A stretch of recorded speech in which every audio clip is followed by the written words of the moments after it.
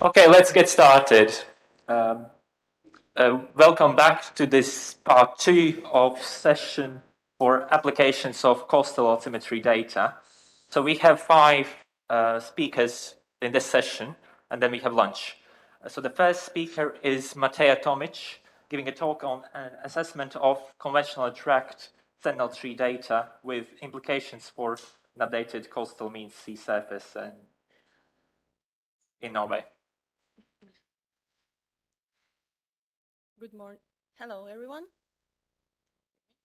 Andris, thank you for introduction. So today I'm going to talk about an assessment of conventional and retract Sentinel-3 data along the Norwegian coast and show some preliminary results of our updated coastal mean sea surface with associated error field in Norway.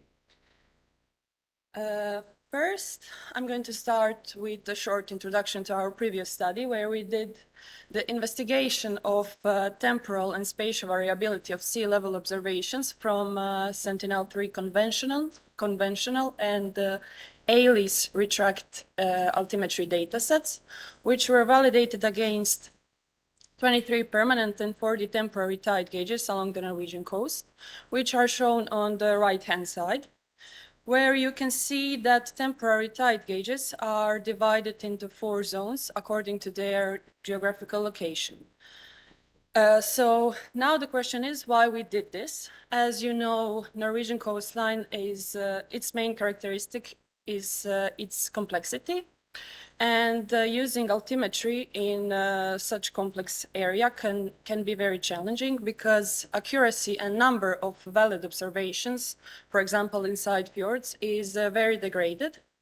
So we wanted to test which data set can provide us more reliable observations in these complex areas in order to use it for an updated mean sea surface for the Norwegian coast, because we want to have as much as possible accurate altimetry observations near the coast.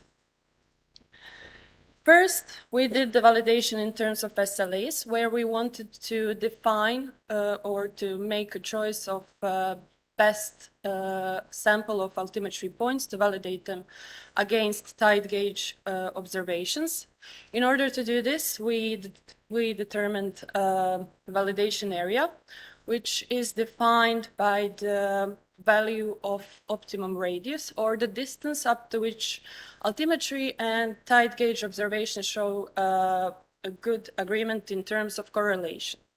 Now, how we computed the correlation? So we sorted altimetry observations according to their distance from each tide gauge and divided them into 10-kilometer bins.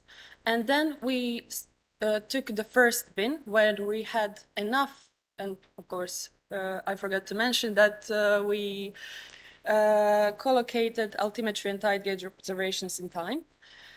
And to go back to how we compute correlation, we took the first bin where we had enough altimetry observations to satisfy the condition of minimum sample size, computed correlation in that first bin. Then we took inner two bins, computed correlation in them, and so on. We always took the next one and added time series from the previous bins until we reach the end.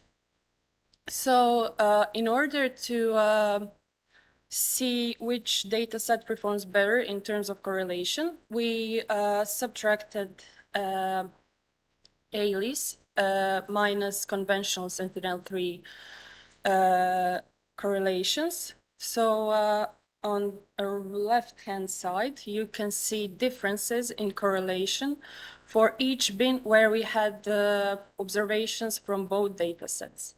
In cases where we didn't have observations from both data sets, but only observations from one data set, we put a letter S for conventional or letter A for ALICE data set. What is interesting here that, for example, in these tide gauges inside fjords like Tromsø, Narvik, Trondheim, Oscarsborg, or Oslo, conventional data set provides us more observations closer to tide gauges, even if we would probably expected the opposite situation, because ALICE as a dedicated coastal altimetry product should provide us more. So the question is, why is this happening? One of our assumptions is that a coastline used for ALICE filtering has a lower resolution than the coastline we used to filter the conventional data set, as you can see on this figure, which shows the situation inside the Trondheimsfjord, where we have much more observations from the conventional data set than from the retract one.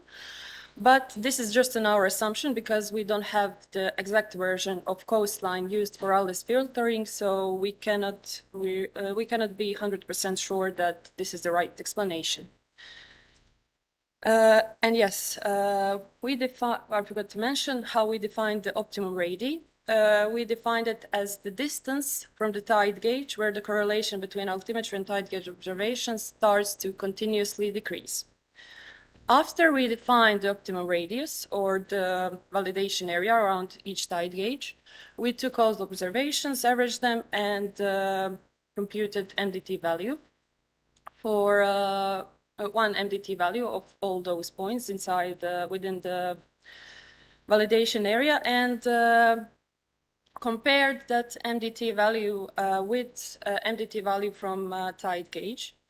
And in this figure below, you can see distribution of permanent tide gauges from the north to the south. And you can see that MDT values are rising from the north to the south, and that altimetry MDTs agree pretty well with tide gauge observations for most tide gauges, with an exception of Trondheim tide gauge. So we did some tests inside the Trondheim fjord, and we noticed that the quality of altimetry observations inside Trondheim fjord is quite degraded. We have very low negative correlations and so on.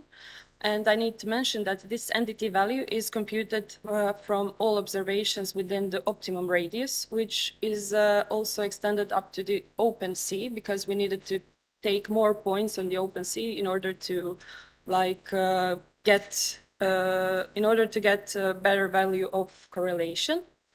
And then our assumption, and we were asking what is happening here. So we did a test within a Trondheim fjord where we took only points inside Trondheim fjord, and we noticed that EOT ocean tide correction, which was used to correct both ALICE and conventional dataset, it gives us quite, how can I say, bad results compared to local ocean tide corrections provided by the Norwegian Mapping Authority. But so this discrepancy might be explained by the performance of the global ocean tide model AOT11. If we take a look at this table on the right side, it can be seen that both ALICE and conventional Sentinel datasets have a similar performance along the Norwegian coast, with an exception of permanent tide gauges. But I would say that we should take these numbers with caution because of this big discrepancy.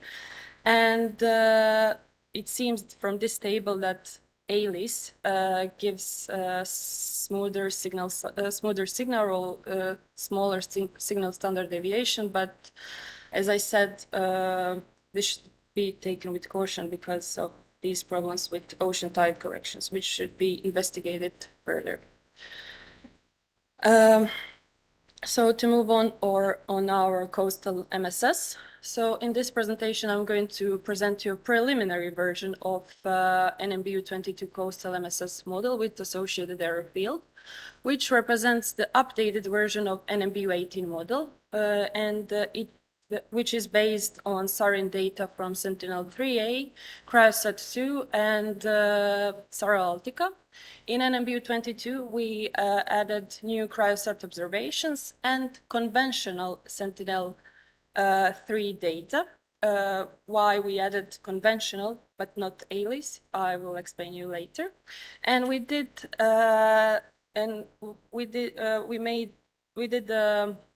approximation of the field by using the remove restore approach, where we subtracted the geoid model a priori, did the approximation of the field in terms of mean dynamic topography, and then added back geoid model in the end.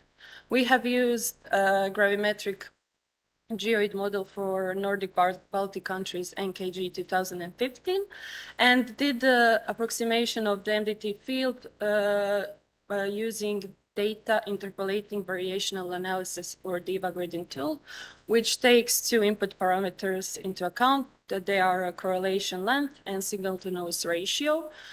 And as an output, we get MDT surface plus formal error field. In this slide, you can see our MDT surface, and it can be seen, as in the previous profile, that MDT values are rising from the north towards south. And we can also see Norwegian coastal current here, as well as Norwegian Atlantic current here. But what is more interesting here is that our error field, since this is still a preliminary version, is quite pessimistic because we have values of standard deviations on the open sea between 6 and 8 centimeters, with lower values of standard deviations along the tracks. So this is something which should be investigated further and calibrate and by adjusting the input parameters for DEVA. Furthermore, we did the comparison of our new NMBU22 model with global NDT models, which are made in a way that we just subtracted NKG geoid model from global MSS models. And we compared performance of NMBU18 with NMBU22. And it can be seen that NMBU22 gives us better results in comparison to global MSS models, as well as numerical ocean model for the Norwegian Sea, NORSCIS 800. And on the right side, you can see differences between NMBU18 and NMBU22, and the biggest values of differences are seen along the tracks, because NMBU22, as I said, has more data in it than NMBU18. Also, since we want to make a good coastal MSS product, we are also very interested in performance of our MSS model along the coast.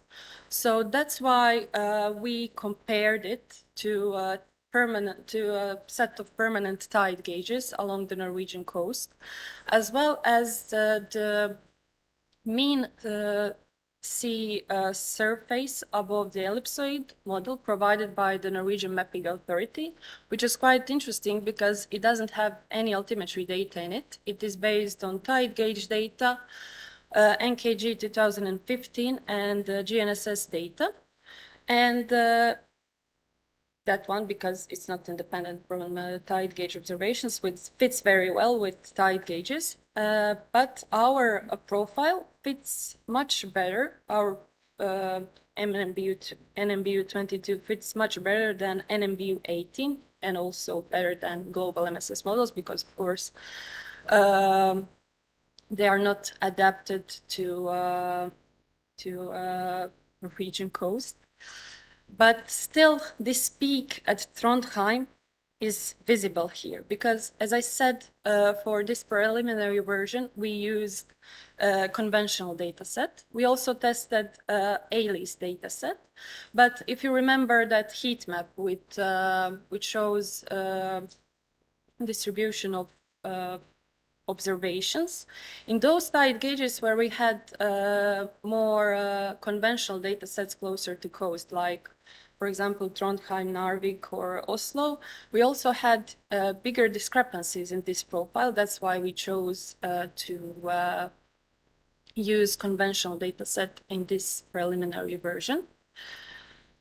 But still, we need to see how the situation will look like if we use regional ocean tide corrections in these, how can I say, problematic tide gauges. So to wrap up this presentation, our tests show that the ALICE and conventional Sentinel-3 observations show quite similar performance along the Norwegian coast. And we have also noticed that conventional data set gives us more observation closer to tide gauges. And one of our assumptions that this might be caused by lower resolution of ALICE coastline used for landmass. But in order to prove this, we of course need to compare the resolution of ALICE coastline as well as coastline provided by the Norwegian Mapping Authority. And in our next step, we should also test local ocean tide correction in coastal zone and fjords. And what I also showed is the preliminary version of NMBU22 coastal MSS, which already shows an improvement over NMBU18.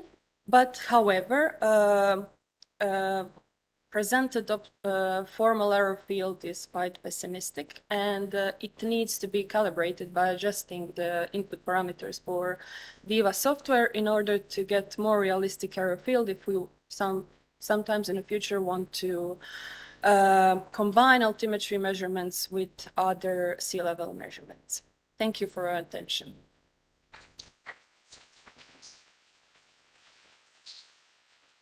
So we have some time for questions left. If there are any.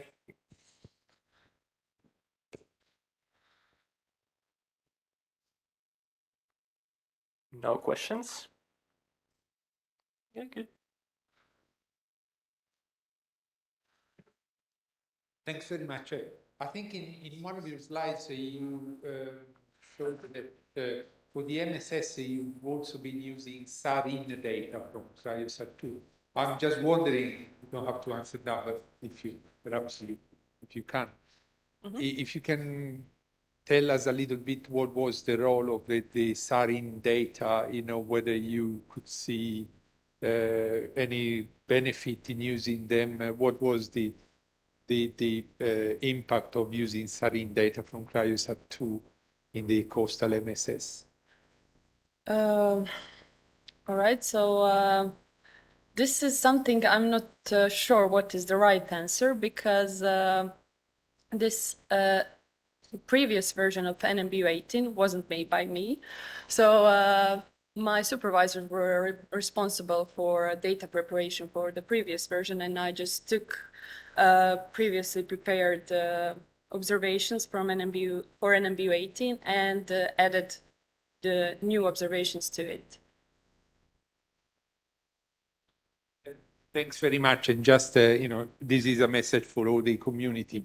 The reason that I took the liberty of asking this question is that for the follow-on Cryosat Crystal, we will have a SARIN mode in a few places that we can choose. You'll see it tomorrow. So a challenge for the community is to, see how exactly SARIN interferometric observations can be used in applications like this one. So that's why I took the liberty of asking the question, but thanks very much.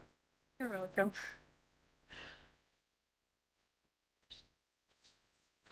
Okay.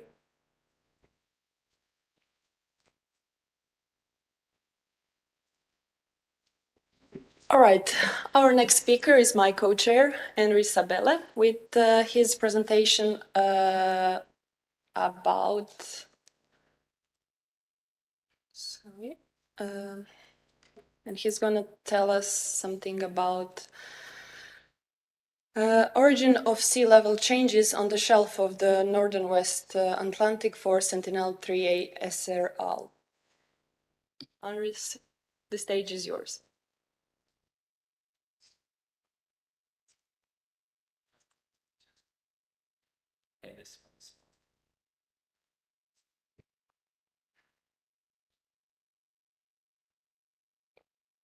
So, can you hear me now?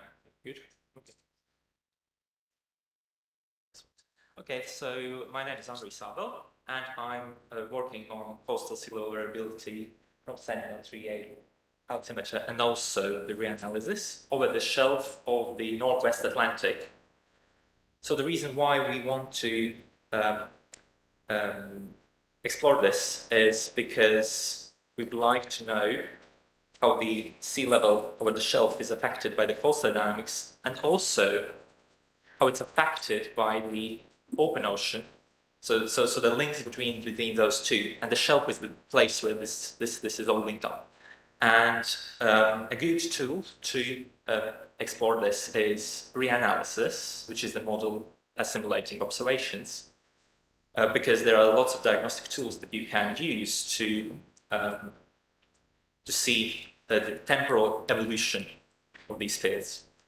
However, the quality of reanalysis historically is at least much to be decided over the shelf and coastal regions in general. And also, in the past, the conventional altimetry was also not able to, it was typically conventional altimetry to reach these areas as well. So the main questions we want to ask are, what are the main patterns of sea level variability in the coastal zone of the Northwest Atlantic? And what are the sources of this variability? And if altimeter observed sea level actually matches the reanalysis, And then there's one more question which I'm not only going to cover in this presentation today, which is how does the sea level anomalies propagate on the shelf. So we choose a region which is the Northwest Atlantic. Northwest Atlantic includes Atlantic Canada and US East Coast. This region is quite complex. It's a western boundary. It is also on decadal timescales. It is a sea level hotspot. So we decided to have a look at this region, use only a short period of time between 2016 and 2020, which matches duration of Sentinel. And also we picked up 21 gauge stations where we validated the data, and we decided to limit the altimetry to 250 kilometers around each tie gauge for that purpose. And yes, and the reanalysis domain is between 82 degrees west, 45 degrees west, and 24 degrees and 60 degrees north. So the data we used was GeoFS 3.1, which is a HICOM-based 3D bar data simulating reanalysis. It has 112-degree resolution, and it provides data, 3-hourly data. We also used GLORIS 12, which is an emo-based reanalysis, which provides daily data. Then for tie gauges, we use University of High Sea Level Center hourly research quality data. We sometimes for some purposes, like for reanalysis, we resample to daily. For removing ties of the filter, we removed dynamic atmosphere correction, which we take from AVISO as MLG2D.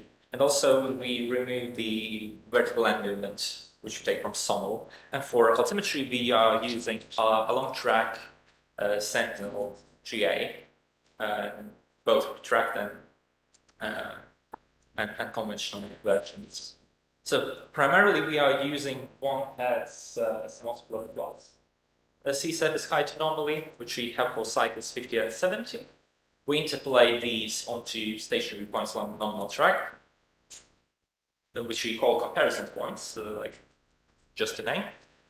And we also tested RADS level 2 product, which is from sites 1 to 50, and AILS from TUM, VGFI, OpenADB for sites 25 and 50. We normally apply the standard corrections. So for the coast, we used the wet drops correction, which is from the model. We used GIM ionospheric correction. Sometimes in other processing chains, they typically use dual altimeter, but we found out that actually, analyzing the variance, that the best option was actually to use GIM in this particular region. And we used CLS lookup table from this too as a C-state bias. We also tested a simple parametric model, which is a proportion, like scaled C-state significant wave height, and actually performed similarly. There's no big difference between those two in terms of variance reduction. All right. So then for analysis from reanalysis data, we split up the sea level into components. So one component is a local steric component, then another one is the mass redistribution component. So the steric sea level height we calculated from temperature salinity profiles we can get from reanalysis down to 2000 decibel level. Then we calculate that with DOS10 software.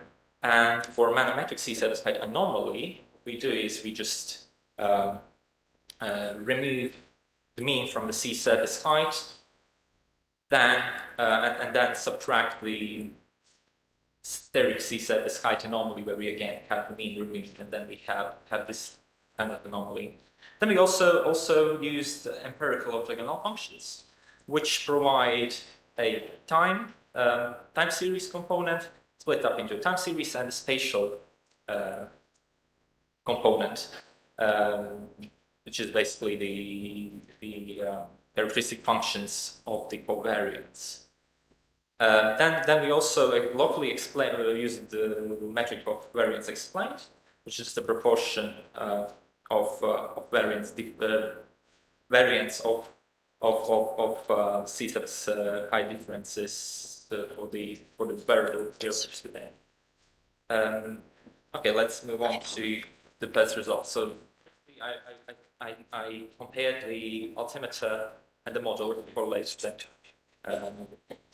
This so we find that performs better air jack, especially when we have this small tie gauge, this tie gauge in Bermuda. Also performs better and more consistently in the coastal regions of the Bight. But where they both failed is the Gulf of Maine. Loris, on the other hand, for instance, for these Labrador-Sea tie gauges, Loris works better than HICOM. So for the further analysis, we simply concentrate on Loris, because also other data sets are also quite similarly forced with HICOM. So now looking at how actually the tie gauge responds to what the altimetry is showing. Here I plotted out just the correlations at each this long track for each comparison point. But we select the observations from altimeter correlated with the tie gauge data set. For RAD, say it's somewhat plus 1 Hz and 20 Hz, and we see that unlike other, and then these are 200 meter contours or isobars. We see that it's for in general that we would expect, especially this pass, it's completely has lost the correlations, and it just means that both altimeter and tie gauge does not really well correspond to the altimeter record. So it's an interesting question. Why is that? And normally what we get, for instance, for this photoelastic tie gauge up here, we normally have very high correlations, 0.9 and then more, very close to the tie gauge.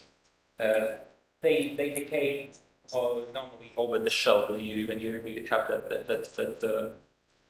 that shelf slope starts, then you normally start to get a decorrelation at that point. Okay, then I looked at the seasonal cycle for the reanalysis. So reanalysis again showed 1,000 meter isobar here to approximate where the shelf boundary is. And so for the seasonal cycle, we see that for C-set aside from reanalysis, you get a signal here around the slope of Labrador Sea shelf, kind of slope here as well, and also the shelf of the Bahamas was also flagged up. For steric, however, almost entire variance is explained by the seasonal cycle, pretty much across the shelf, except around Nova Scotia, there is a very low explained variance. Also, this somewhere here in Gulf of St. Lawrence, and also the St. Lawrence Channel, and also very close to the coast of Labrador Sea. For manometric, we get almost no, hardly any variance explained by the seasonal cycle. And then if you look at how much variance explained is by the C-surface height we have in the altimetry, and we see that the patterns are actually quite similar. It's just about 10 to 50% less variance explained than it has for the model. So moving on, so we have these empirical optimal functions now. So this is for monthly. So I downsampled this to monthly so that we can see BC's better. And what we see is that the first UF is about 20% of the total field variance that explains, and then we have the second. But what we also can observe that the second one for the C-satisfied with signal cycle and the first one for reseasonalized C-satisfied, they're actually almost very similar. Very similar. So what it means that almost entire UF1 is just a seasonal signal. And then on the right-hand side, we have plots where we have C-surface height and the manometric C-surface, this mass redistribution. So we have anti-correlation on 6 average, and it disappears when we deseasonalize. Then we look at the steric. Steric is almost the same pattern, but the pattern is almost the same, only a little bit simpler. And again, these two are lining up. Well, there's a change of sign, but it's lining up, the pattern's lining up. And the steric C-surface height and the C-surface height is very well correlated because the signal cycle is simply the same in both. And we deseasonalize them, we again get very high correlation still with the between steric and C-surface height. And then for manometric, we have less variance explained, but for the shell, at least, we have some anomaly there, and it does not disappear when we seasonal cycle. The changes are when we remove the seasonal cycle, there are changes in the open ocean quite strong. And again, for steric, doing this the principal comparison with steric, it is almost the same as with C-surface height, the full C-surface height. And now, when we reconstruct the C-surface height from the UF that we have and BC1 that we have, so this is just the first component. Then we get variance explained, almost the same as was pictured for the seasonal cycle, and looking at altimeter. At altimeter, we again see the pattern, but here matches here again around 50% less, but they do much around where the signal is. Maybe less on the shelf of the lumbar sea. And the same for steric. So for steric, again, we get something quite similar, a little bit different, but quite similar to the seasonal cycle itself. And but on the other hand, the C-surface height anomaly, we get almost the same as what for the C-surface height. So this is because we are actually comparing very similar signal global in the whole domain to very similar signal to C-surface height anomaly again, which is this is not in altimeter you have simply C-surface height anomaly with all components in it. Okay, and then for the mass component, we have a quite strong variance so for 70% there, especially the peak is it reaches the sort of global plan, but it's speaking around Cape Hatteras, which is an important region, and there's sort of high gauge up here. And we see that even in these in altimeter, we also 5 minutes is seen there. So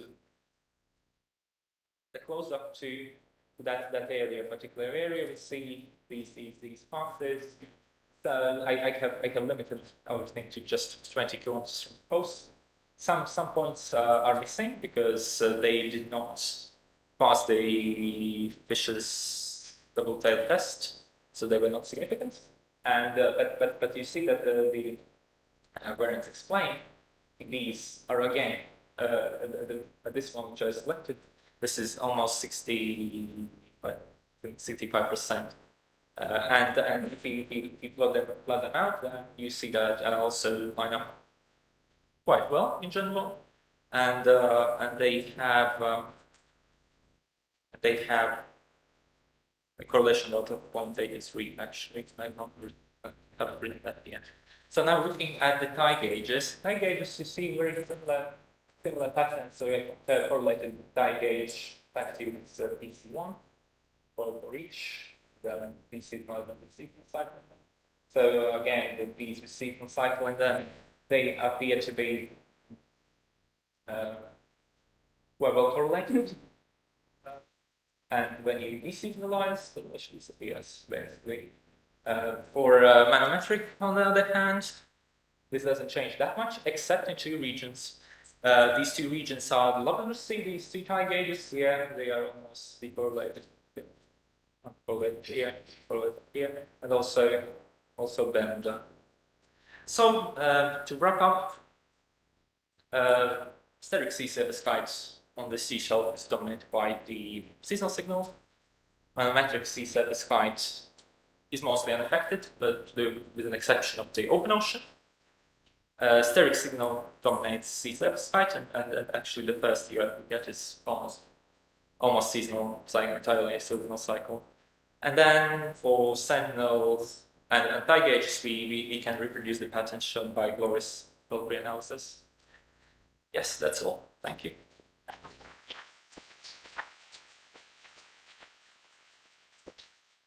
Thank you, Andris. We have 3 minutes for one quick question.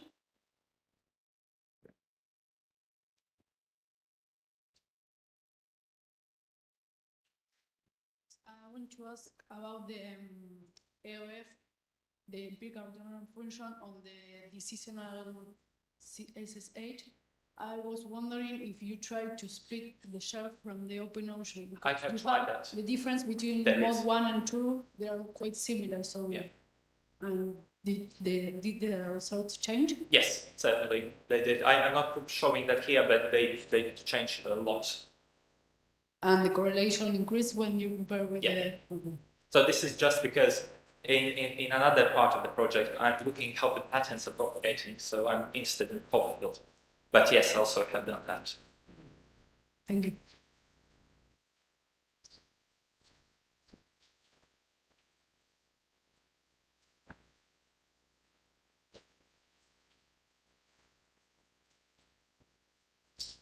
Hello. Hello. So yeah, that's interesting presentation. And I have first question is, you haven't mentioned anything about wind-driven component of the sea level. So, like your seasonal cycle, how important is wind-driven? Yeah, that's another part of. I'm using reanalysis data, so another part will be added to this. It's like only using reanalysis data at this point. And about altimetry, so for the Labrador shelf, it's half a year it's still ice covered. Yes, so right. Do you find any degradation of satellite when yes. you calculate the correlation from north to south? What kind of quality issues have you encountered? Yes. And how do you overcome those? So yes, that's also part of the reason why Altimetry is not working too well in there. We have about I think 40 or something % loss of signal in there. We simply remove signal that is not that is flagged as sea ice, for instance. Okay. We remove that, and indeed, you see that there is less correlation, and it's not really matching very well out with the data, because you saw that there were some patterns that didn't appear really on the variance explained by the series. So that's the reason. Yes, you're right. Thank you.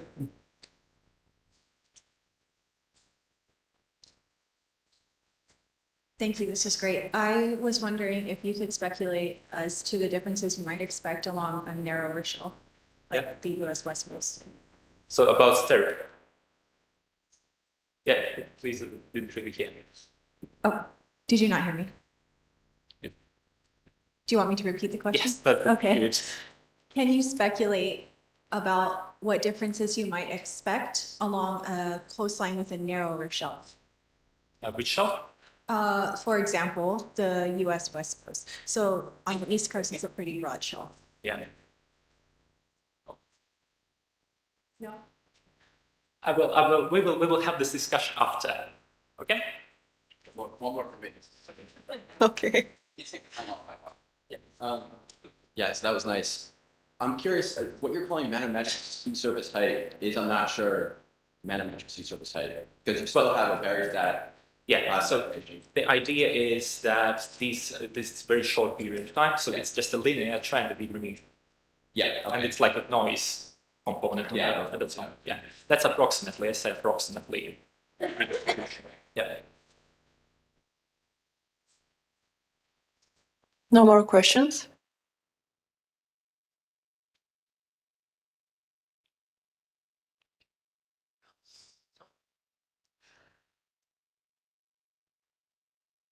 No more questions. You can come here.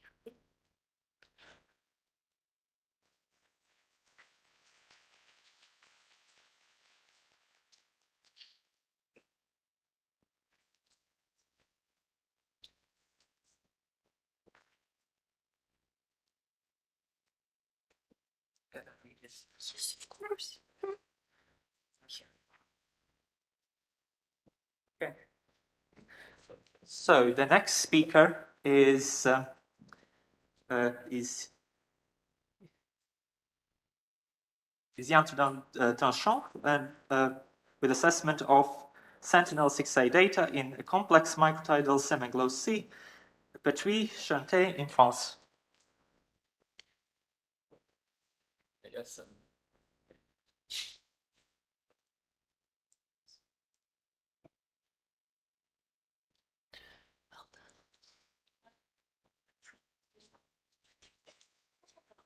You guys good? Okay. So hello everybody. So I'm Yann Tranchant from La Rochelle University, the Liens laboratory located in France. And today, on the behalf of the Liens team, I will present you an evaluation of Sentinel-6 data in a complex macrotidal sea, which is the Perfus-Arantay Sea. But before starting, maybe a few words on my team and me. So I finished my PhD thesis last year in the field of coastal altimetry, where I basically enjoy my time playing with hydrodynamic modeling on marine drones. In the same time, Clément Chupin was doing her thesis on sea level mapping system. And the study is the direct continuity of these two PhD work with an application, a direct application to the evaluation of Sentinel-6 sea level data by comparison to tide gauge data. So I'm starting with the presentation of the region. So the Perfus-Arantay seas are located on the Atlantic coast of France. It's a complex macrotidal region composed of islands, estuaries, which is highly covered by altimetry mission and in situ observation. Especially, there is a permanent sea level observatory located on the X-Island tide gauge. The seat has been proposed as a Calval seat in the framework of the FOAM project to deal with the littoral context. So the tidal range can reach up to 7 meters in spring tides, associated to strong coastal distortion and a significant gradient of oceanic signal on a really small, fine small scale. And the characteristic also of the region is the presence of large intertidal mud flats, which will exhibit large sand blank at low tides. For this reason, it's a challenging region for altimetry. For instance, on this figure, I show in red the dry sun blanks at low tide. And I show two passages of the waveform associated to two passages of Sentinel-6 during the high tide and the low tide. At the left, it's the LRM waveform, on the right, it's the SAR waveform. So basically, we see that the quality and the distortion of the waveform will be highly dependent of the tide state. In terms of crude sea level, so I derived just the altitude minus range for 2 years of passage in this location. And so we see in the LRM measurement there is a strong dependencies with the sea level, with a decreasing in the quality of data during low tide. In some measurements, it allows us to retrieve much more valid data. In the first approach, first assessment is to express the valid data with respect to average with respect to the sea level at the tide gauge, and then we see strong dependencies in LRM measurements of the tide state. And the dependencies is not as much strong on the really slide with SAR data. But in the pendant study, the objective, I will show a work to link the SAR measurements on the red portion to the index tide gauge. So basically, I will use only the standard product without road tracking, and I will show how we use numerical modeling on marine surface drone to make this link. And this will lead to a first evaluation of SAR data in comparison with the tide gauge. So basically, the link between the tide gauge and the 20 Hz measurements will be the delta of geoid and the delta of dynamic topography. So first, how we deal with the delta of geoid. For this, we conducted like large GNSS survey thanks to the use of autonomous marine surface drone that we developed at the Liens, and also with the combined use of GNSS buoys. After conducted 3 days of SSH mapping, we removed the dynamic topography of family SSH measurements by using both GNSS buoy measurements, but also hydrodynamic modeling to infer the dynamic topography gradient between the buoy location and the family drone. The result of this campaign conducted in October is a geoid mapping in our region of interest, which is also linked to the index tide gauge with successive buoy static sessions. I show here really an overview of a comparison with existing model. But there is, I present also a dedicated posters about this campaign on the GNSS survey for our geoid mapping. So if you want to know more detail about the campaign, the methodology, and the validation of our solution, feel free to come to see me. So that's how we deal with the geoid to link Sentinel-6 measurements to tide gauge. Now we have the second problematic, which is the gradient of dynamic topography. In much Calval sites, the gradient is like spatially constant, but in a complex magnitudinal area, we have to take it in account to have reliable link. So the methodology is to use a regional hydrodynamic model again. For this, I did an implementation of a schism barotropic model during my PhD thesis. So maybe a few words about this model. What it's important to retain is that it's a really high resolution model that covers the whole region, first by atmospheric forcing, and we are currently actually testing the new release of tidal phase atlas.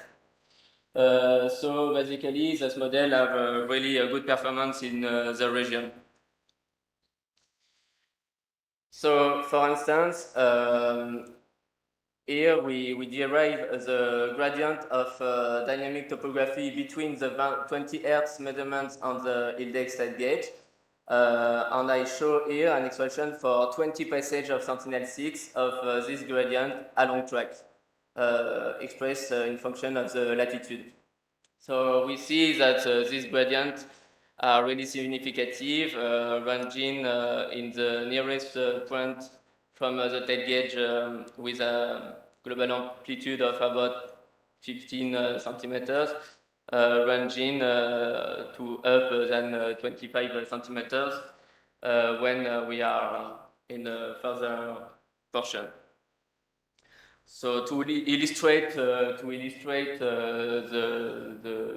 the gradient of dynamic topography during Sentinel-6 passage, I extracted 3 passages with in black is 20 Hz measurements and in red is the model. So most of the time it fits well, but sometimes it's not the fit is not really good because in this case, measurements error, range retrieval errors dominates among the geophysical compounds. So basically, I stacked all the profiles, 20 Hz profile, still expressed as the latitude in these figures. And I have 2 stacks of 20 Hz collection. One in red is not corrected from the gradient, and one in blue is corrected from the gradient. And each collection, I remove the mean, then we speak about a relative comparison. And we don't deal with vertical datum here. So if you do some statistic on 0.01 degree of latitude boxes, we can see that the application of the model, show really is showing really consistent with reducing strongly the standard deviation in the further section part.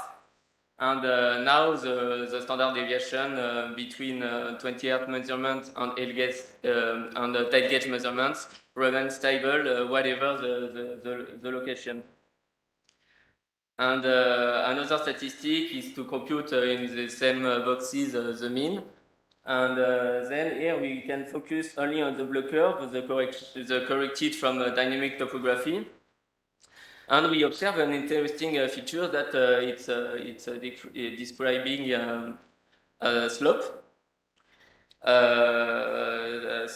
And so it could be, we are investigating, it could be some geoid residuals, but also maybe a slope due to the cystite bias.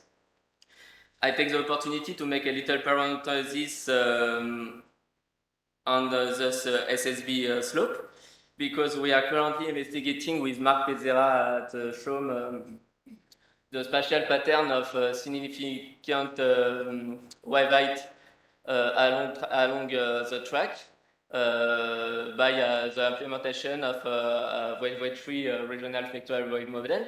So we see along the track, and mostly due to the bathymetry of the bathymetry profile, there is a strong dissipation of the wave, and we have like a significant wave height pattern present in this along track direction, which could explain a persistent along track SSB gradient.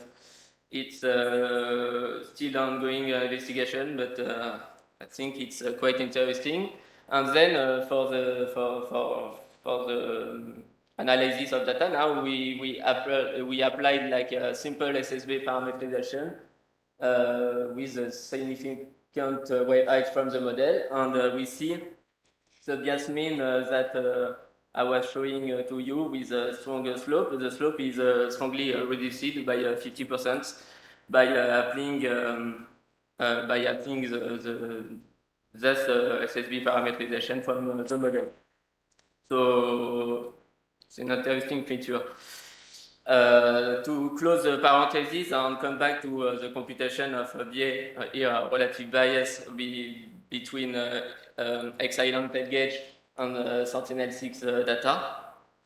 Here I show like a summarized result where I compute the relative BA during each passage by averaging all the valid data that are present on the studied section. In red, it's without the correction of gradient of dynamic topography from the hydrodynamic model, and in blue, it's with this correction applied. So we show that the coherence is strongly improved with a great agreement between Sentinel-6 SAR data and the tail gauge data. In a few concluded remarks about this work. But basically, we have now, I will say, an operational methodology to link altimetry measurements to the coastal tail gauge in a challenging macrotubular coastal area, where numerical modeling and GNSS mapping play a key role. So we have now an ideal playground for assessing various range retracking algorithms and optimize geophysical correction. And with an exciting feature that we observed could be related to SSB slope that we will further investigate. What's next? So to go on to an absolute Calval site in Part2. So ongoing work is done on the consolidation of vertical datum with co-located GNSS antenna on the tail gauge, and also on the improvement and evaluation of atmospheric correction. And that raises a philosophical, in my mind, question, which is what about doing absolute Calval when relying partially on numerical modeling, and especially because it can also induce bias, and should we take it like the truth or not, how to deal with error budget and so on. So that's it for me for my presentation. So thank you for your attention.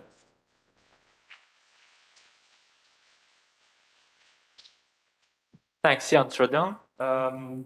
Time for one, maybe question, right? Please.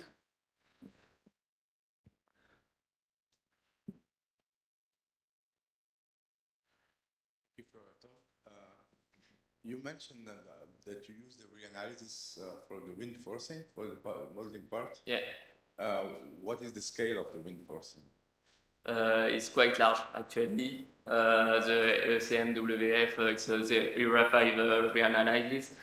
I don't have in mind, but it's quite, it's not high resolution in the same sense of it's 30 kilometers, so it's really far away from your scale. So. Yeah. So yeah, with the local wind effect, but in the region, most of the effect will come by water masses, maybe pushes from there is a quite big shelf. but maybe it could improve a lot the fine scale of gradients that I try to. I think you have a better forcing from our own system with your pulse atmospheric system. It's 1 kilometer is grid size. Yeah. On operational, yes. I will give it a try.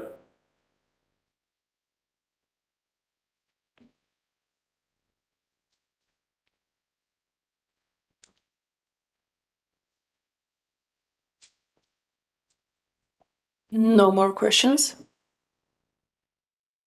Then we can move on to our next speaker, who is Alessandro Di Bella from European Space Agency. He's going to have a presentation with title Cryosat Mission Status and Future Challenges over the Coastal Zones.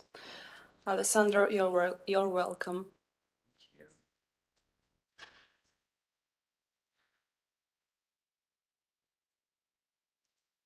Can you hear me well? Hello, everyone. I'm Alessandro Ribella, and I'm the Cryosat Mission Geophysicist at the European Space Agency. Today, I'm going to tell you something about the Cryosat mission status and the future challenges over the coastal zone. And I'm giving you this presentation on behalf of my colleagues at ESA, Jérôme Muffard and Tommaso Farinelli.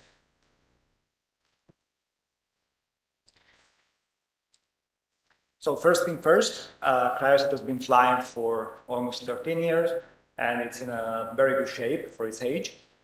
The main altimeter, Cyril, is performing totally within requirements, and we have also performed all preparatory activities in case we would have to switch to the redundant altimeter, Cyril B, and everything was fine.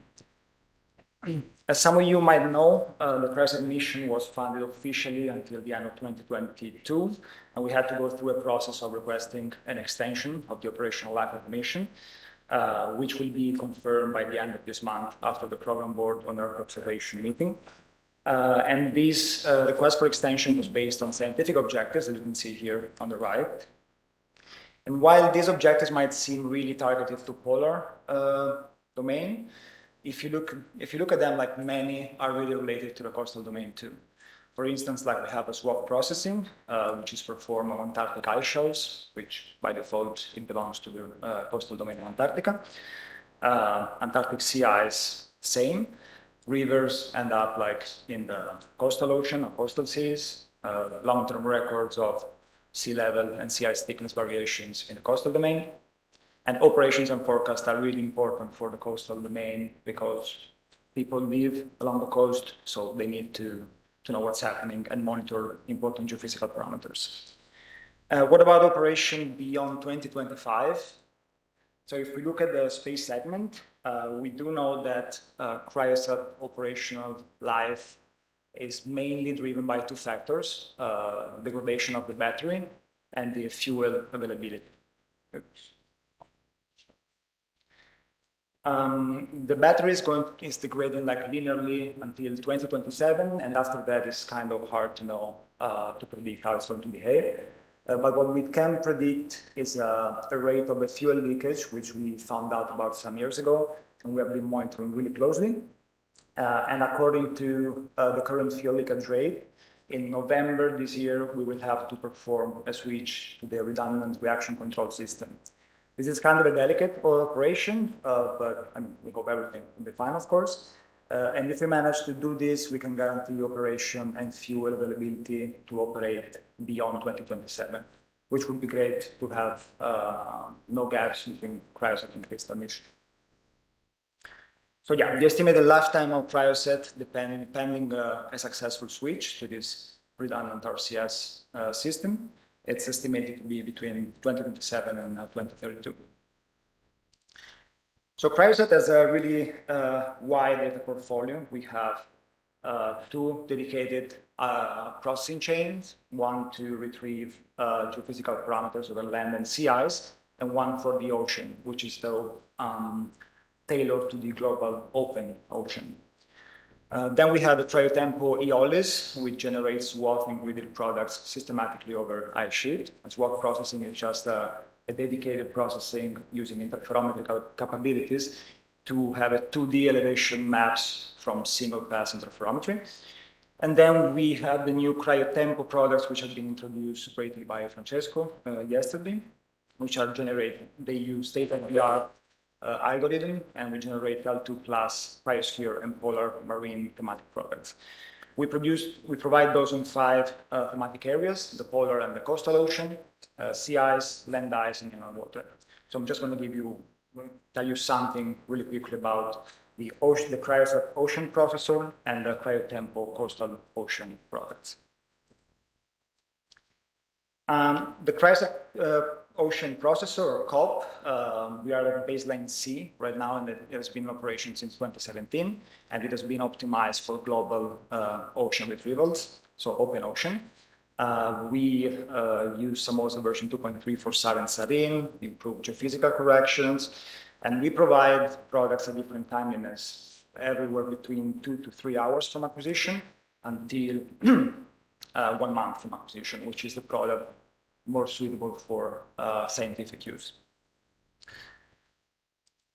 This is not tailored to the coastal ocean, so we came up with this cryotempo concept for the coast, which is based, it's using like the level 1B ocean product as an input, apply state-of-the-art thematic processing. And this concept is really nice because it's really quickly evolving. As Francesco mentioned yesterday, every project cycle is a 1 year, and in 1 year we provide a new baseline and a reprocessed complete data record of Cryosat. The important thing is that these products include traceable uncertainty. So the way in which the uncertainty is determined is documented in the ATBD available to users, and in their product tailors to non-expert altimetry users. So really 2 variables, great for modelers, operational services, etc. COP baseline C has been shown to be in great agreement with reference ocean emissions, and also very well suited for oceanographic application at different scales, so from coastal and mesoscale to large scale, and to observe climate signals. We perform plenty of CAL and quality control operations, but 2 things that I would like to mention is we routinely perform scientific CAL, which they validate Cryosat measurements in the coastal domain with type gauges, for instance, or significant wave height and wind speed using buoys. And then we also perform long-term ocean data analysis and validation, in which we compare, so we monitor the agreement with type gauge throughout the life of the mission, so from back in 2010. And you can see an example here, 1 type gauge, on which show really good agreement. 1 quick word about the new baseline, COP baseline D, that it will bring specific improvements. Samoza will be updated to the version 2.5, upgraded surface type mask. So it will be a bit more optimal for coastal areas, but still not as much as the Cryotempo Coastal Ocean product. Test dataset will be available for assessment to the quality working group in Q3 this year. And we foresee transfer to operation by the end of this year.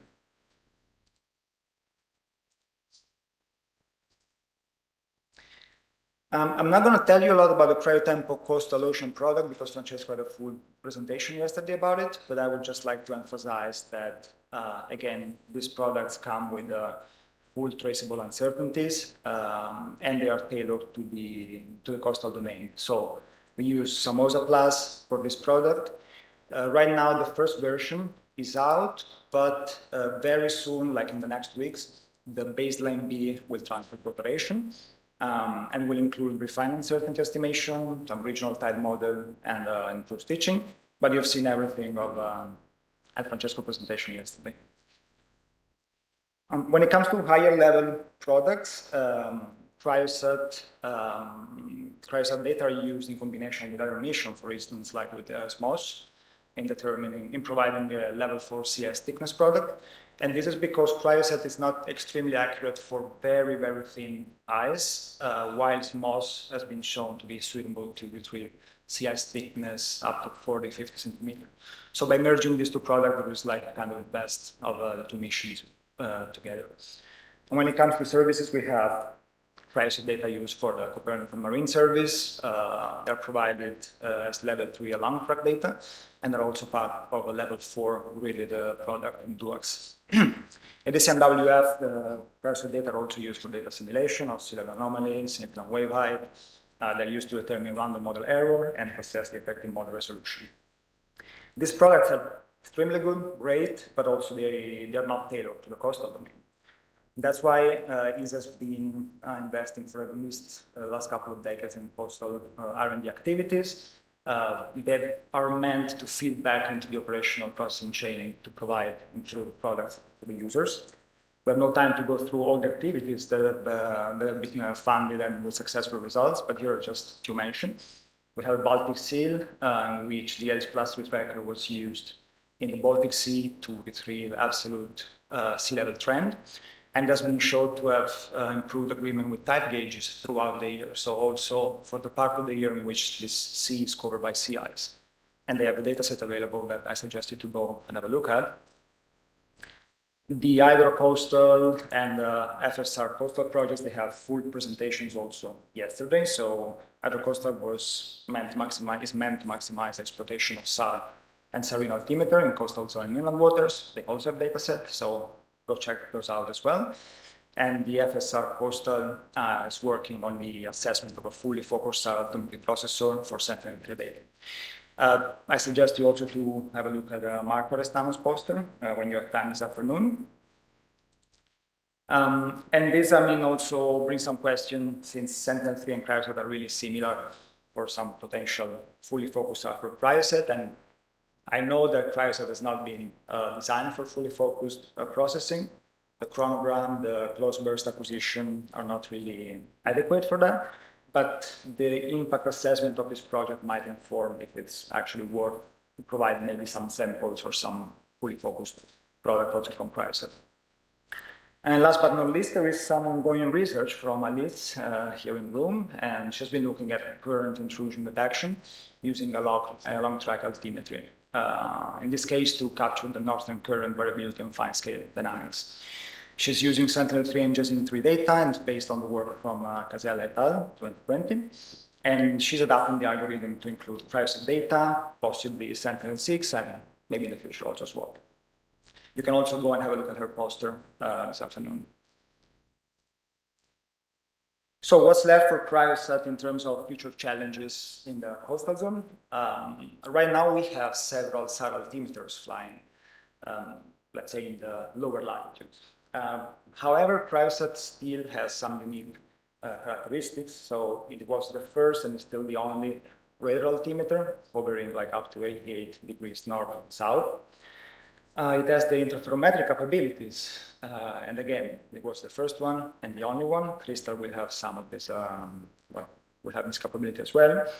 And also its drifting orbit has proven to be really useful in specific cases. And for instance, cryosat is one of the missions that sampled most of the coastal ocean because of this drifting orbit, and it might be useful when it comes to mid-sea surface computation.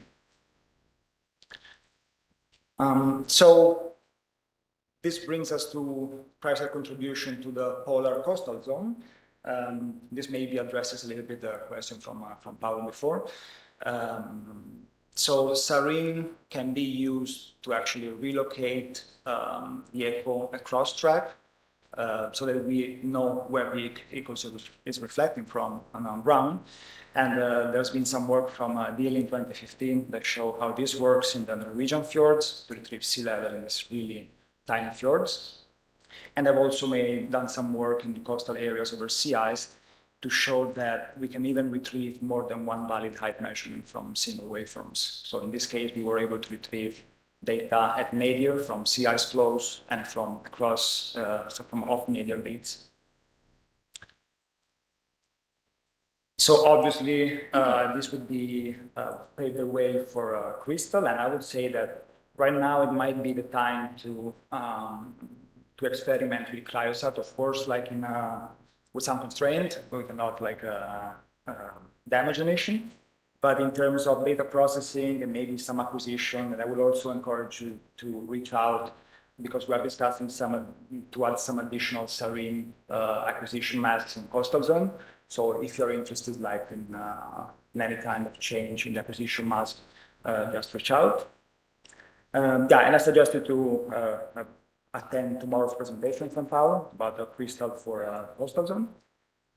And how do we plan to implement, like, so how do the price of contribution, how do we plan to make something useful for users in the end? So we want to use coastal R&D activities that we have within ESA, and also include traceable uncertainty. This is really important for us, for modelers, and for everyone using the data, because without uncertainty, data are not always usable. Based on the quality assurance for Earth observation framework. We want to translate all of this outcome to thematic level 2+ operational products, like, for instance, the cryotempo framework.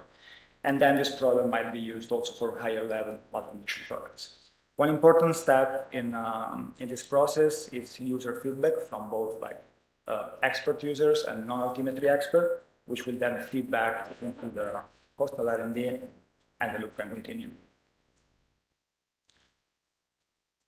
Just very quickly, some more practical example of challenges that Cryosat must face in the coastal zone.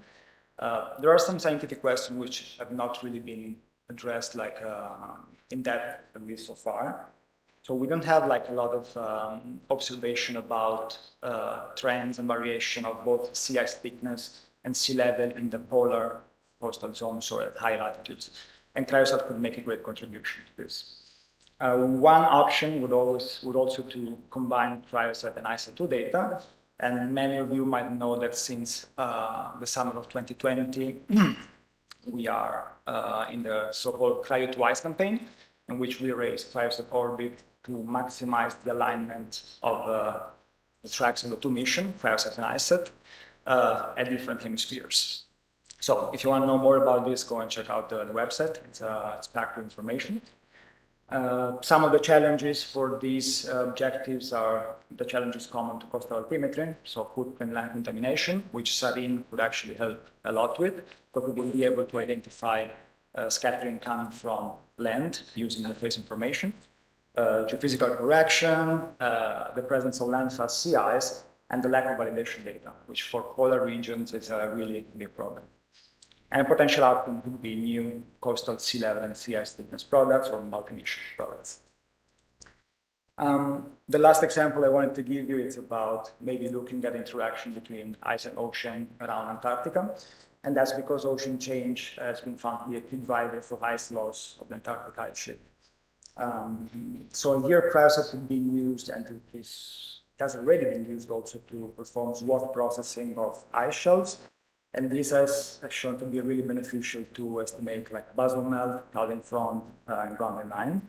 And if you combine this with an improved sediment retrievals of sea ice in the coastal zone, we see space for some good science and pushing a little bit the envelope. Some potential outcomes might be regional ice shelves mass changes, a revisited Antarctic mass loss record, and it could help to better understand and parameterize the forcing of the ocean on the ice sheet. So in summary, what I wanted to tell you today is that Cryosat is in orbit for a long time, has been pretty well. We do have dedicated coastal products, which, as also Francesco mentioned yesterday, please go and use, because that's the only way for us to know if products are useful and what you would like to see in these products. Cryosat can contribute to polar coastal altimetry, so beyond just sea level, because especially for community living in polar regions next to the coast, the presence and thickness of sea ice, it's really important for society, for the economy of these communities. We have a lot of new challenges ahead, but one of the biggest is that we do not have enough in situ validation data for polar regions, both for sea level and sea ice. And this is something that can be addressed in the framework of fiduciary reference measurement with some of the projects we have in ESA. So to provide this kind of reference data set, which could also be used then to assess the improvements by different processing baseline. And Cryosat, in a way, it is paving the way for Crystal, because Crystal has a huge heritage in Cryosat, would be a lot better, but Cryoset, let's say, it's at the basis for this. So yeah, if you have any comments and suggestions on Cryoset application or whatever Cryoset related, just feel free to reach out. And I will just leave you with the last slide on data access. These are like the website to access Cryoset and cryotempo data. But I would like to emphasize this CS2EO portal, because you can search and download not only Cryoset data, but also coincident data between Cryoset, ISET2, and field campaigns, both from ESA and NASA. And it's a good tool that has been used already to plan field campaigns, because we do provide predicted ground threats from Cryoset and ISET. So we think it's a useful tool. If you have any questions? All right, just on time. Do we have any questions?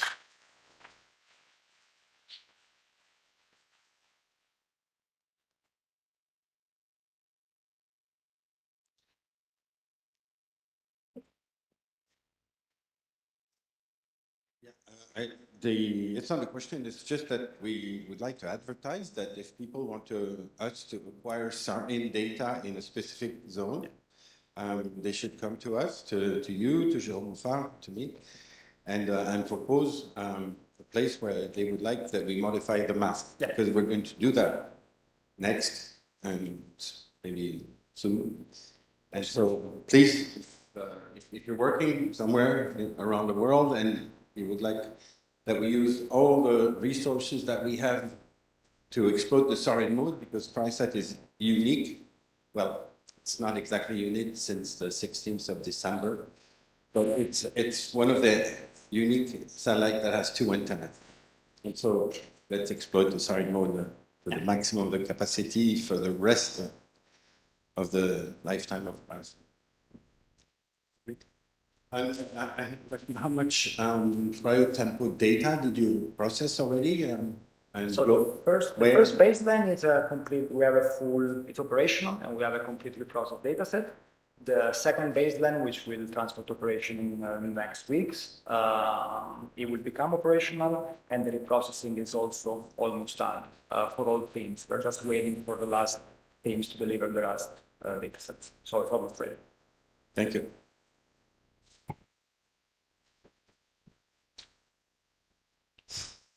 Thanks. So the next speaker is Brett Buzanga from JPL, giving a talk on an ISAT2 based assessment of coastal sea level trends and variability.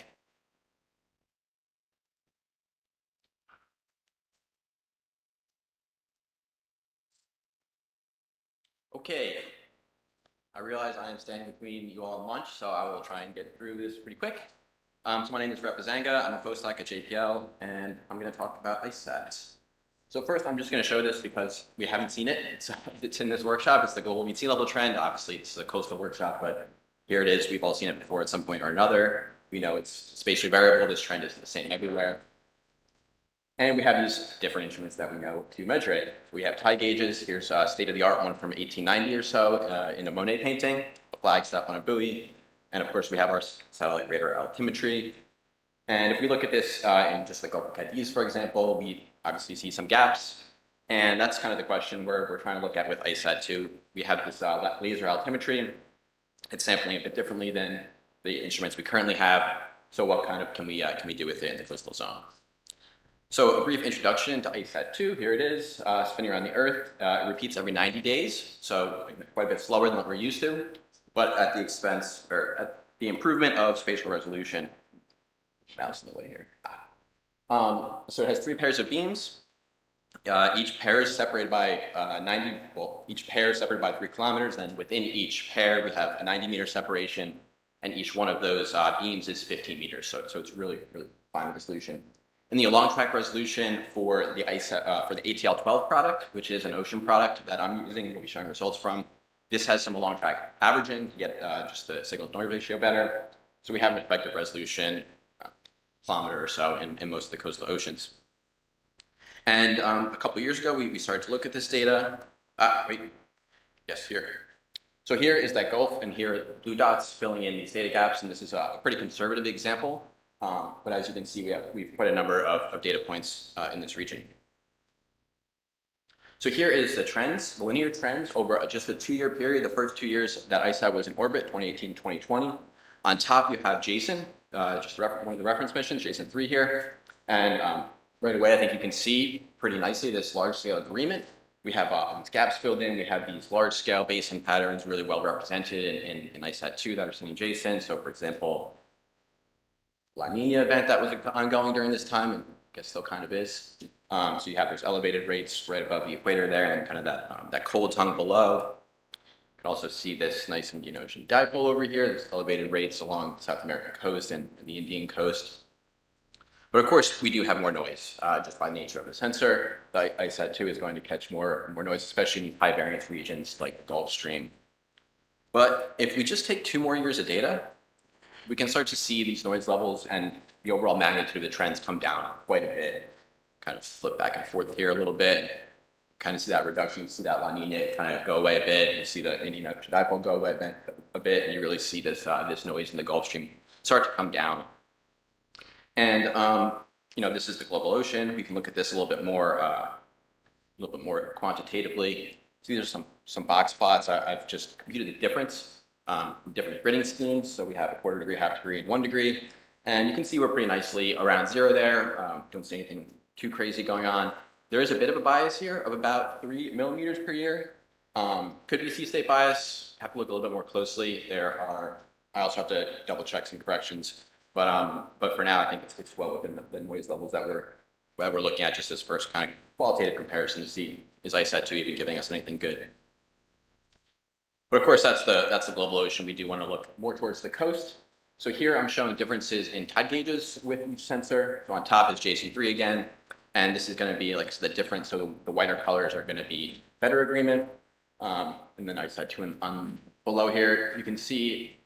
Well, you don't see anything. At least I don't see anything particularly problematic or anything really out of date right away.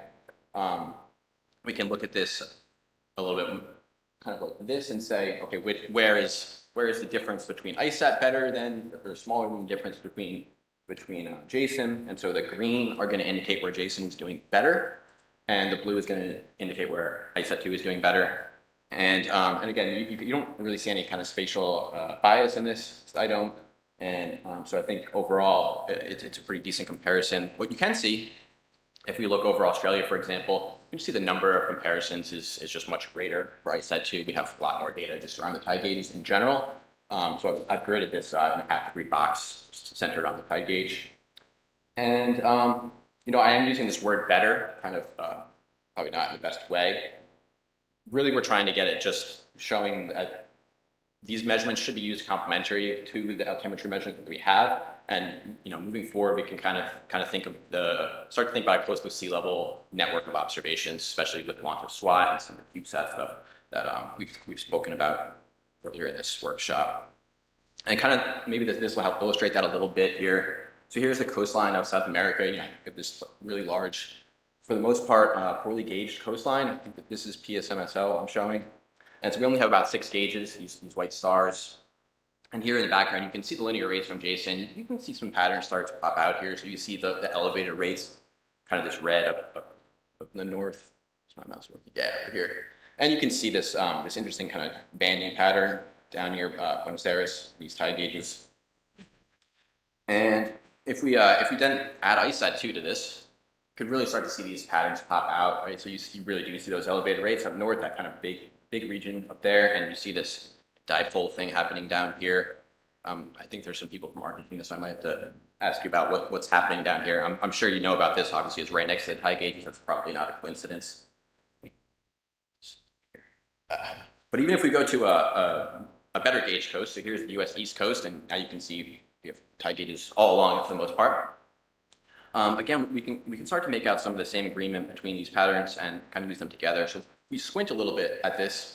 On the left-hand side, now I'm showing a bunch of radar altimeters. This is the measures product from JPL, so it's interpolated and all the sensors over this time period. And on the right is just a Gaussian blurring of ISAT. And we can start to see there's our Gulf Stream popping out really nicely. Good agreement between both of them, that kind of patch of lower sea level below. But we can also start to zoom in a little bit and look at regions where we don't agree. So here, for example, is the mouth of the Chesapeake Bay, pretty important region in terms of population and economics. And we see these elevated rates in ISAT that we don't see over in the measures product. I didn't circle it for you, but it's about here. And I'm not sure, it looks either flat or possibly even negative over near the mouth here. So this could be some of the problems that we know, of course, are with the radar altimeters at the coast. This is just the, I'm using the MLE3, MLE retracting algorithm here, so nothing too fancy. But definitely some room for looking into this and seeing what's going on. So those are rates. Rates are a pretty easy model to take a look at, take a first look at. Let's think a little bit more about the time series. So here's the standard deviation between the two. And again, you see these large scale features for the most part in agreement. This kind of tongue over here and down here. You can look at that a little bit more closely. So in the black is the radar altimetry, the measures product, just the seasonal fit and linear trend. And you have in the blue the curve from ISAT2. And again, you see pretty good agreement. There's definitely some extra variability in these seasonal peaks. So that's kind of interesting. Again, maybe some state bias, maybe something else to look into a little bit more. ISAT2 is not perfect, or neither is my masking ability, because there's quite a bit of high variance here. You can see that bias up in the time series. There's a bunch of little islands in here that are probably corrupting our signals, and definitely have to do a little bit more work to get that out. But yeah, just sticking with this time series analysis, but that's kind of the only link to this next section here. So let's switch gears a little bit.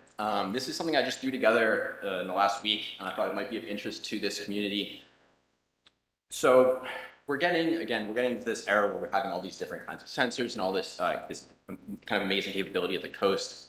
So let's do a kind of a little thought experiment and say, what if we had perfect accuracy at a satellite passing over a tide gauge? Well, what kind of temporal sampling would we need to kind of recreate the trend, starting with the trend again at a tide gauge, for example? So here I'm showing an hourly tide gauge in the east coast of the US, and I fit the linear trend over a 4-year period, and you get this trend at about 3 centimeters per year. So let's fly our satellite over once a month at midnight. It's the easiest thing to do, and repeat that trend, and well, that looks pretty bad. We have a reversal sign in our trend this period. So let's fly it over a little bit more frequently. Let's fly it over every week. Getting a little bit better now. At least same order of magnitude, but still about 30% difference. Fly it over every day. Now we're looking pretty good. We're within about 1 millimeter here. Okay, so this is pretty nice. And again, we heard about the name, but CubeSat constellation going up, SWATs at weekly, 2 weeks. So this is maybe something doable in the future, daily sampling. So let's take a look at the globe. And this is the difference between our hypothetical real hourly trend and our daily trend for that 4-year period. And you can see over on the East Coast, where I had that time series, we get this pretty good agreement. But it looks like that was pretty lucky, because if you look over to the West Coast of the US, for example, you see differences in the order of 2 or 3 centimeters per year. You again see some more kind of spatial bias over on the West Coast. And so this was a lot worse than we kind of expected. Obviously, there's going to be some tidal aliasing into these 4-year trends, so we can easily sort of account for that by just taking a 10-year trend. And now you see much better agreement. Now we're on the order of within 1 millimeter in most places, within 1 centimeter, I think just about everywhere, except for 2 or 3. And so yeah, I'm sure this is kind of basic to many of you here who have been working with this throughout your careers, and some of these statistics are more your day-to-day. But yeah, I thought this was interesting, and if there's any thoughts about this going forward, and yeah, happy to hear them. But that's I think all I wanted to show you. Hopefully I convinced you that ISAT2 is a useful tool, not only in the global ocean, but along the coast as well. And maybe we can think about that a little bit more as we try and disentangle different processes in the future. And yeah, I'll take any questions if we have time.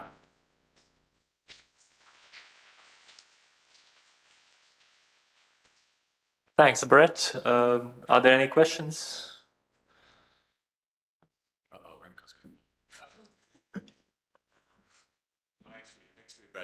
Quite positive remarks. I'm very surprised how well ISAT is doing. Maybe I should not be, but I think your results show that ISO2 is a good altimeter to use for oceanography even. And then in even stability in long term, it just looks pretty good. As you said, there are a few things in your variability, decisional variability that can come from a lot of things that you can work out. EC stability could be temperature, God knows what.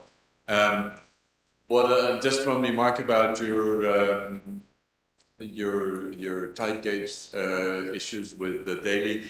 Of course, you should be aware that if you go to sample tight gauge daily, you are aliasing certain time frequencies to a very long period. And that's probably the biggest difference. But it's nice for you to show to everybody that you need to use tight gauge data, all of the tight gauge data that you have hourly, if not even more frequently to the trends, because otherwise you're aliasing other frequencies to very well. Yeah, absolutely. Yeah, the first time I did this, I just did the mean over the day, and it was wildly different. Yeah.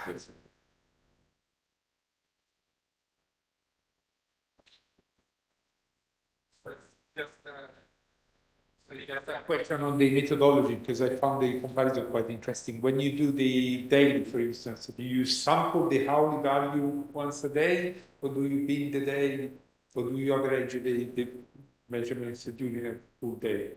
I think I understand your question. I just hit it at midnight each day.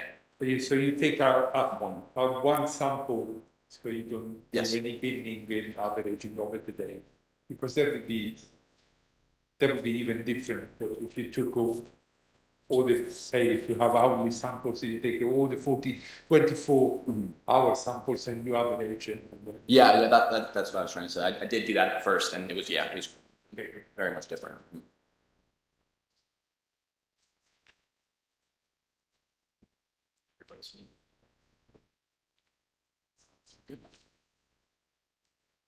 Okay, thank you.